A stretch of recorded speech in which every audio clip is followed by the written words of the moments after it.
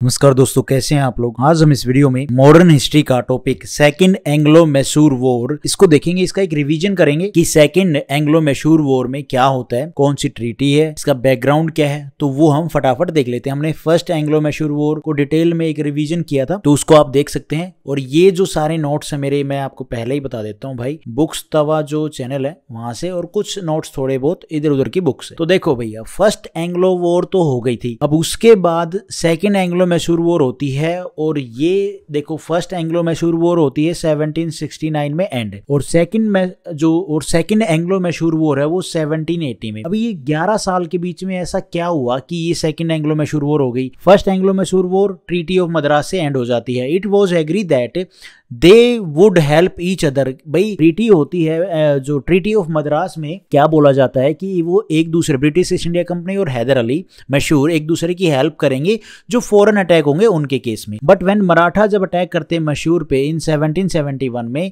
तो उनकी हेल्प के लिए ब्रिटिश ईस्ट इंडिया कंपनी नहीं आती है, वो हेल्प नहीं करती है मैसूर की। मीन्स जो ब्रिटिश ईस्ट इंडिया कंपनी ने उन्होंने वॉयलेट किया है जो ट्रीटी साइन की थी, treaty of Madras. After and this attack, और जो ये अटैक हो जाता है जब मराठा अटैक कर लेते हैं मैसूर के ऊपर, और मैसूर को पता चलता है कि भैया ब्रिटिश ईस्ट इंडिया कंपनी हमारी हेल्प के लिए नहीं आई, उसके बाद क्या होता है, Mysore had to by paying 36 lakhs to Maratha. और ये जो अटैक खत्म होता है उसके बाद मैसूर कहता है भैया अब शांति कर लो, हम आपको पैसा देते हैं, और 36 लाख रुपए जो मैसूर है वो पे करता है मराठा को। अब जो एक काफी बड़ी अमाउंट है उसका लॉस हो गया मैसूर को, लेकिन जो ट्रीटी की थी उसकी वजह से, भैया ट्रीटी में इन्होंने साथ देना था ब्रिटिश ईस्ट इंडिया कंपनी ने, इन्होंने दिया नहीं, जिसकी वजह से इनको 36 लाख रुपए देने पड़े मराठास को। एक रीजन तो ये हो गया था सेकंड एंग्लो मैसूर वॉर का, जो हमने अभी देखा। दूसरा क्या था, अदर साइड में ब्रिटिश ईस्ट इंडिया कंपनी ही क्या करती है, अटैक कर देती है मे, जो टेरिटरी है मैसूर की। इन 1779 में मे के ऊपर जो मैसूर की टेरिटरी है उसके ऊपर ब्रिटिश ईस्ट इंडिया अटैक कर देती है। These were two reason happen second Anglo Mysore war, और ये दो रीजन थे जिसकी वजह से सेकंड एंग्लो मैसूर वॉर होती है। अब भैया देखो, ये वाला पोर्शन क्या है, ये वाला सारा एरिया क्या है, मैसूर है। अब यहाँ पे मालाबार होगी, मे हो गया, जो टेरिटरी है मैसूर की, जो पार्ट है मैसूर की, ठीक है। ये नेचुरल पोर्ट है में, port of Mysore that time. और ये वाला क्या है, कार्नेटिक रीजन है, जो हमने देखा यहाँ पे नॉर्थन सरकार है, फिर बंगाल आ जाता है। ये चीजें हमने पहले फर्स्ट एंग्लो मैसूर वॉर में देख ली। May was the great strategic importance to Hyder Ali के लिए, जो ये मे वाला जो पोर्ट है ये बहुत स्ट्रेटेजिकली बहुत इंपॉर्टेंट है हैदर अली के लिए, मैसूर के लिए। He had given it to French East India company, और ये मैसूर के जो रूलर हैं हैदर अली, ये जो पोर्ट है ना मे पोर्ट, ये फ्रेंच ईस्ट इंडिया कंपनी को दे देते हैं। Hyder Ali used to receive French supply arms ammunition through this port. कौन सा पोर्ट, जो मे पोर्ट है, इसके थ्रू हैदर अली को क्या रिसीव होता है, फ्रेंच से सप्लाई रिसीव होती है। क्योंकि हैदर अली का दुश्मन कौन है, ब्रिटिश ईस्ट इंडिया कंपनी। जो बाकी इंडियन रूलर हैं वो अलग है, लेकिन जो बाहर की जो कंपनी आई हुई है फ्रेंच और ब्रिटिश, उनमें से कौन इनके अगेंस्ट में है, ब्रिटिश इंडिया कंपनी इनकी दुश्मन है। तो फ्रेंच क्या इनका अलाई है, इनका दोस्त है। तो फ्रेंच क्या करते हैं, इस पोर्ट के ऊपर आर्म और एम्यूनेशन लेके आते हैं और हैदर अली उनको रिसीव करते हैं। Hyder Ali provide protection and had provided troop for its defence. और हैदर अली क्या प्रोवाइड करते हैं, प्रोटेक्शन प्रोवाइड करते हैं मे को, फ्रेंच ईस्ट इंडिया कंपनी के जो यहाँ पे आर्म और एम्यूनेशन की जो भी स्टोरेज हैं उनको। हैड प्रोवाइड ट्रूप्स, और जो भी ट्रूप्स प्रोवाइड करते हैं डिफेंस के लिए, ठीक है। चलो ये चीज हो गई, हमने देख ली यहाँ पे। लेकिन ये अटैक क्यों करती है ब्रिटिश ईस्ट इंडिया कंपनी, ऐसा क्या होता है कि मे पोर्ट को कब्जा लेती है, उसके ऊपर अटैक कर देती है। Why did British East India company attacked on May, जो ये मैसूर का जो पार्ट है, पोर्ट नेचुरल पोर्ट था। हैव सम ग्लोबल, इसमें कुछ ग्लोबल रीजन है जिसकी वजह से मे के ऊपर British East India company attack करती है। क्या है, American war of independence start हो जाती है इन अमेरिका में। जो अमेरिका में क्या है, जो रेवोल्यूशन है ब्रिटेन के अगेंस्ट, वो स्टार्ट हो जाता है इन 1775 से, और ये 1783 तक चलता है। इस वॉर में, जो ये इंडिपेंडेंस की जो ये वॉर चली है, ये जो रेवोल्यूशन चला है, इसमें क्या है, French were supporting the rebels against the English. और जो फ्रेंच हैं वो अमेरिकन को, जो रिबल हैं उनको क्या है, सपोर्ट कर रहे हैं इस ब्रिटेन के खिलाफ, जो ब्रिटिश जो इंग्लिश हैं इनके खिलाफ। हम सिर्फ इंग्लिश अमेरिकन को समझते नहीं, इंग्लिश को उस टाइम पे कौन थे, जो ये ब्रिटेन वाले ब्रिटिश थे, इनको बोला जाता था। French formally recognize the US, और जो फ्रांस क्या करता है, फॉर्मली रिकॉग्नाइज करता है यूएस को, ऑन Feb 6 Feb 1778 को with the signing of alliance और this led to the military conflict between. और ये चीजें, ये जो ट्रीटी साइन कर लेते हैं ना, इसी की वजह से ही कॉन्फ्लिक्ट स्टार्ट हो जाता है किसके बीच में, फ्रांस और ग्रेट ब्रिटेन के बीच में इन द ईयर 1778 में। Due to this impact of the French English war, और इस फ्रेंच इंग्लिश वॉर की वजह से जो कहाँ पे हो रही है, यूरोप में हो रही है, British East India company attack कर देती है इंडिया में, कैप्चर कर लेती है फ्रेंच की जो पोजीशन है कहाँ पे, मई में, जहाँ पे इनका। और इसी चीज को देखते हुए हैदर अली ने क्या कर दिया, स्टार्ट कर दिया वॉर के लिए प्रिपरेशन करना। Hyder Ali formed an anti English alliance Maratha, Mysore और हैदराबाद। अभी हैदर अली ने क्या कर दिया कि वो एंटी अलायंस बना रहे थे ब्रिटिश के अगेंस्ट में। क्या था वो, कौन कौन थे उसमें, मराठा, मैसूर और हैदराबाद के निजाम। मराठा हो गए और मैसूर में कौन हो गए, हैदर अली। सारी लड़ाई मई के ऊपर है, जो ये मई कैप्चर कर लिया ब्रिटिश ईस्ट इंडिया कंपनी ने। और जो बैकग्राउंड है जो मैंने आपको बताया, जो यूएस और ब्रिटेन के जो इंडिपेंडेंस के लिए वॉर स्टार्ट हो गई थी, जहाँ पे फ्रेंच ने, मतलब फ्रांस ने किसका सपोर्ट किया, यूएस का सपोर्ट किया और उसको रिकॉग्नाइज भी कर लिया, जिसकी वजह से इंडिया में ये कॉन्फ्लिक्ट स्टार्ट होगी। ब्रिटिश ईस्ट इंडिया कंपनी ने फ्रांस के अंडर में जो ये मई था इसको कैप्चर कर लिया। अब हैदर अली ने स्टार्ट कर दी प्रिपरेशन, भैया हम वॉर करेंगे, और इन्होंने जो अपना अलायंस था वो बना लिया। हाउ मराठा और मैसूर टुगेदर। अब पहले तो हमने देखा फर्स्ट में कि मराठा क्या है, वो अगेंस्ट थे मैसूर के और हैदराबाद का निजाम भी, लेकिन वो अलग बात है। फर्स्ट जो वॉर थी उसमें क्या कर लिया था इन्होंने, किसने, हैदर अली ने उनको न्यूट्रलाइज कर दिया था, वो चीज हमने देखी। लेकिन यहाँ पे ये मराठा के साथ में मैसूर कैसे आ गए, देखो रीजन है। First Anglo Maratha war start in 1775 में स्टार्ट हुई थी, वो स्टिल गोइंग ऑन। जो मराठा, अभी ये तो मैसूर की वॉर चल रही है, Anglo Mysore war, Anglo Maratha war भी है, वो हम आगे इस जो फोर्थ जो एंग्लो मैसूर कंप्लीट करने के बाद हम देखेंगे। तो इस टाइम पे जो एंग्लो मराठा वॉर है वो चल रही है 1775 में, वो स्टिल गोइंग ऑन है। So Maratha were already in war. अब मराठा इंग्लिश के साथ में, ब्रिटिश ईस्ट इंडिया कंपनी के साथ में वॉर में है, तो वो ब्रिटिश ईस्ट इंडिया कंपनी को ही दूसरी जगह पे कैसे सपोर्ट करेंगे। So it is in their benefit if Mysore join them, और उनके लिए बेनिफिट था कि भाई मैसूर हमें ज्वाइन करे। Why did Nizam join hand with Hyder Ali. और अब चलो मराठा का तो समझ में आया भैया, अब उनकी लड़ाई हो रही थी ब्रिटिश ईस्ट इंडिया कंपनी से, लेकिन ये जो निजाम था ये तो सब्सिडरी अलायंस साइन कर चुका था, ये तो बिल्कुल पपेट था ब्रिटिश ईस्ट इंडिया कंपनी का।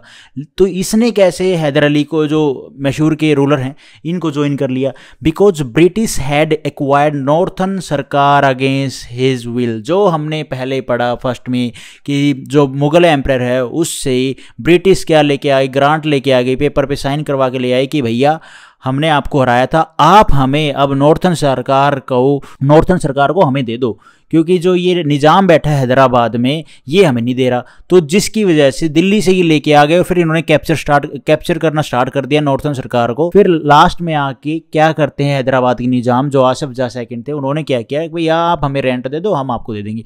तो ये खुंदस उसके मन में थी कि भैया इन्होंने हमसे नॉर्थन सरकार ले लिया था। Also Hyderabad had allied with the Hyder Ali to capture Arcot capital of Carnatic, जिसके नवाब कौन है, वल्लाजा, जो किसके थ्रू बैठे थे, आरकोट के जो कैपिटल है कार्नेटिक की, उसके नवाब कौन है, वल्लाजा। तो हैदराबाद अलाइड थे किसके साथ है, हैदर अली के साथ, कि भैया हम कैप्चर करेंगे आरकोट को वॉर करके, जिसके नवाब कौन थे, वल्लाजा। मेन बात इसको आप साइड में कर सकते हो, कोई दिक्कत नहीं है। मेन जो आपको पॉइंट था कि निजाम ने ज्वाइन क्यों किया हैदर अली को, तो भैया नॉर्थन सरकार इन्होंने कैप्चर कर लिया था ब्रिटिश ईस्ट इंडिया कंपनी ने, किससे, जो हैदराबाद के निजाम है उससे। इसीलिए अब यहाँ पे अब ये सोच रहे थे कि जो मैसूर है वो अगर ब्रिटिश ईस्ट इंडिया कंपनी को हरा देगा तो हमारे पास एक दिन जो नॉर्थन सरकार है वो वापस कैप्चर कर लेंगे। वो चीजें इनकी बैकग्राउंड में चल रही थी। अब देखो जो अलायंस बना मराठा, हैदराबाद और मैसूर, ये एक साथ में आ गई। मैंने आपको रीजन बताए छोटे छोटे एक रिवीजन पर्पज से कि भैया क्यों आए।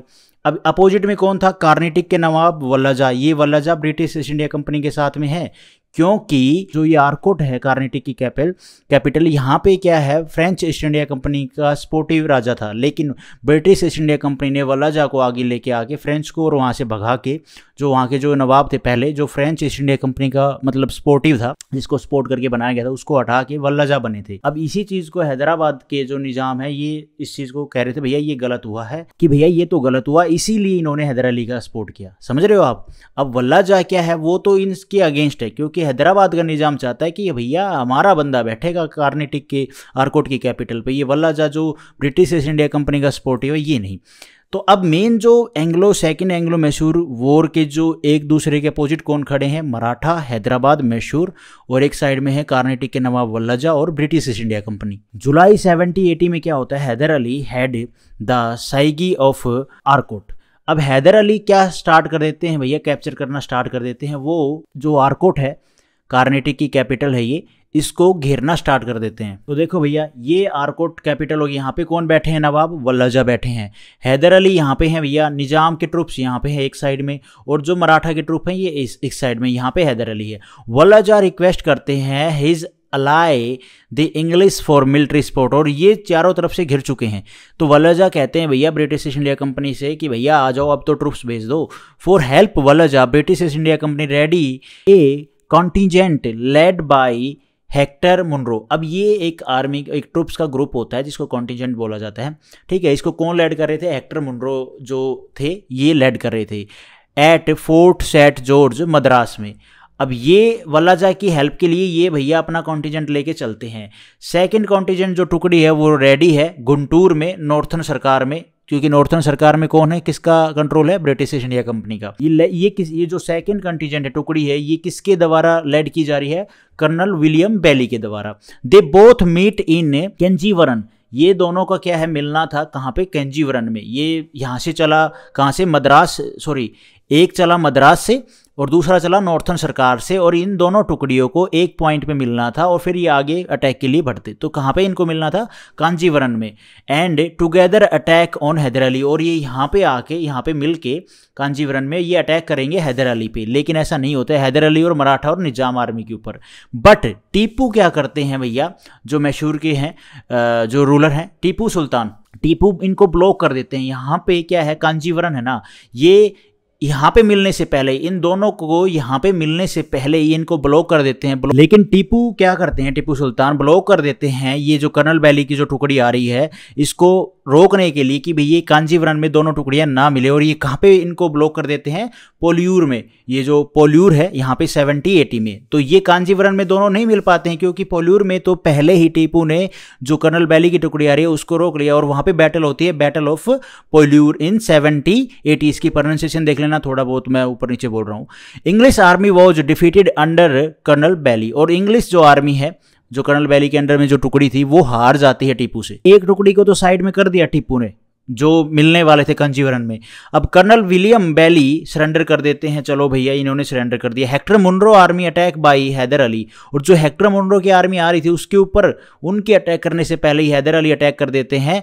Haider Ali attack the contingent led by Hector Munro back to Madras, और हेक्टर मुनरो मद्रास चले जाते हैं। Hyder Ali have two option, या तो भैया उनके पीछा करते करते वो मद्रास को कैप्चर करें, या कैप्चर करें आर्कोट को जो इन्होंने घेराव कर रखा है। But Hyder Ali choose to renew the siege of Arcot, और लेकिन वो आर्कोट को ही कैप्चर करने की सोचते हैं। Other side English attack Malabar coast Mysore में, इसी साइड में। अब ये चीजें तो यहाँ पे हो रही हैं, लेकिन उधर मैसूर में क्या है, जो मालाबार कोस्ट है उसके ऊपर ब्रिटिश अटैक कर देते हैं, कैप्चर कर लेते हैं। जो ये इंग्लिश है ना, ये अटैक कर देते हैं मालाबार कोस्ट पे जो मैसूर में है। अब टीपू इसको वापस करना चाहते थे, recover. Tipu went to recover the capture region of Malabar coast, और जो ये ब्रिटिश ईस्ट इंडिया कंपनी ने उसी टाइम पे पीछे की दूसरी साइड में क्या कर दिया, मालाबार कोस्ट को कैप्चर कर लिया। तो इसको वापस लेना चाहते थे टीपू, भैया ये हमारी एरिया ही हमें वापस दो। तो इसके लिए चल पड़ते हैं लड़ाई के लिए। On this time sir Eyre Coote led British East India army and he send big army troop to Madras.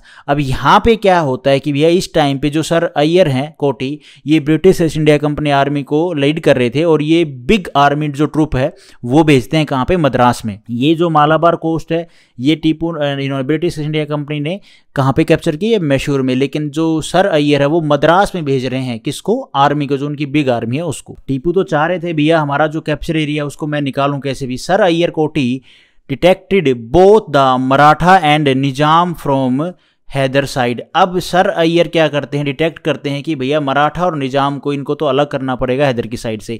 इन 70-81 में हैदर्स आर्मी बैटल सर कोटी आर्मी से। सर कोटी जो ब्रिटिश इंडियन आर्मी है उससे, जिसको लैड कर रहे थे अय्यर कोटी, तो उसके आर्मी से इनकी लड़ाई होती है कब? 7081 में। अब यहाँ पे ये मराठा और निजाम को क्या कर देते हैं? डिटेक्ट कर देते हैं। चलो ठीक है, आगे हम देखते हैं कि डिटेक्ट तो कर दिया, लेकिन फिर भी हैदर अली काफ़ी मजबूत है, उसकी आर्मी काफ़ी मजबूत है। इन ईयर 1781 में कोटी डिफीटेड हैदर अली, लेकिन 1781 में ही जब इनका सपोर्ट नहीं मिलता है तो हैदर अली हार जाते हैं 3 times in the succession the battle of Porto Novo और पोल्यूर और सुंगूर। ये तीनों जगह पे हैदर अली हार जाते हैं। किससे? ब्रिटिश ईस्ट इंडिया कंपनी ने। ऑन 7 दिसंबर 1782 में हैदर अली डाइड हो जाते हैं। 1782 में हैदर अली की मृत्यु हो जाती है फॉर कैंसर से, leaving the unfinished task to his son Tipu Sultan. लेकिन जो भी इन्होंने टास्क छोड़े थे वो छोड़ दिए, जो भी लड़ाई के थे वो टास्क किसके लिए? उनके बेटे टीपू सुल्तान के लिए। After Hyder Ali death